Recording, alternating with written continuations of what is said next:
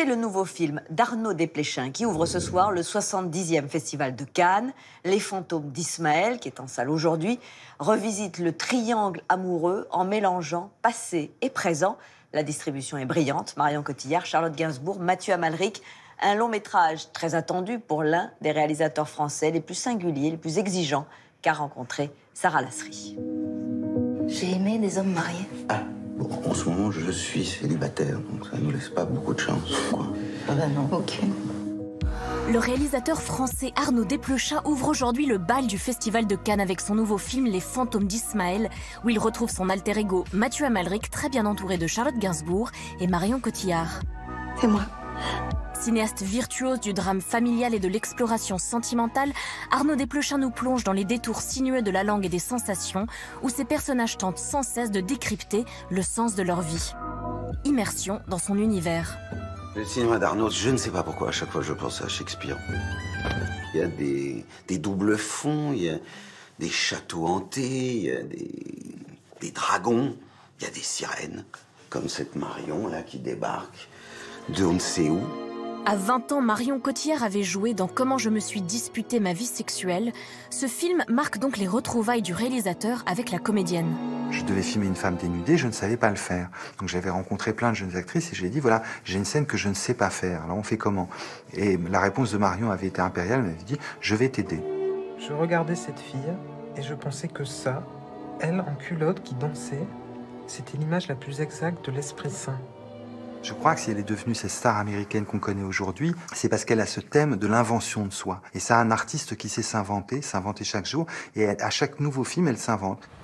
J'ai toujours pensé à Ismaël. Il est dans mes pensées. Mais pourquoi tu es ici aujourd'hui? Pourquoi pas il y a 2 ans? Gainsbourg, ça fait en gros depuis l'effronté que je veux jouer avec elle. C'est les 2 stars internationales qu'on a. Et l'art ne réside tellement pas au même endroit de leur corps. C'est des métabolismes totalement différents. Alors d'avoir ces 2 femmes dans le même cadre, pour moi, c'était un éblouissement. Ce film est encore plus tactile que les autres. J'ai l'impression que les films d'Arnaud sont de plus en plus tactiles, voire charnels.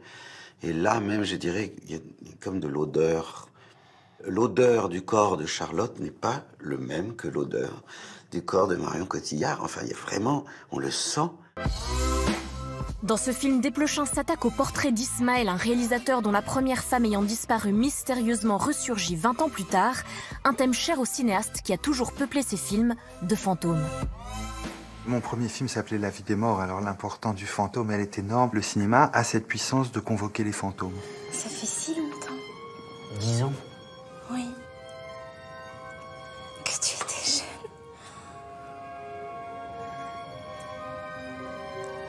C'était tellement triste quand tu es mort.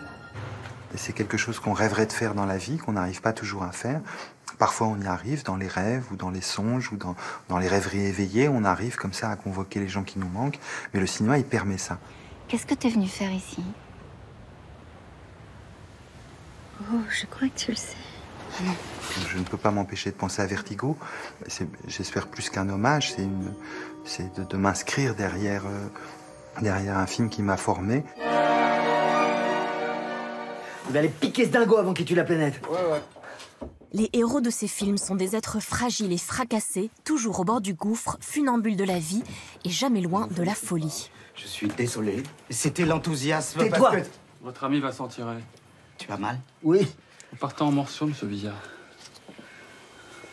Et toujours, hein, c'est cette terreur adolescente de la folie qui est une des plus grandes menaces. Une menace plus grande encore que la mort, que j'ai d'une manière plus lointaine, plus abstraite. La folie, non, ça pourrait m'arriver ici et maintenant, devant, filmé et tout, devant vous. Et Sarah, vous voyez, je deviendrais fou, non, ça fait super peur.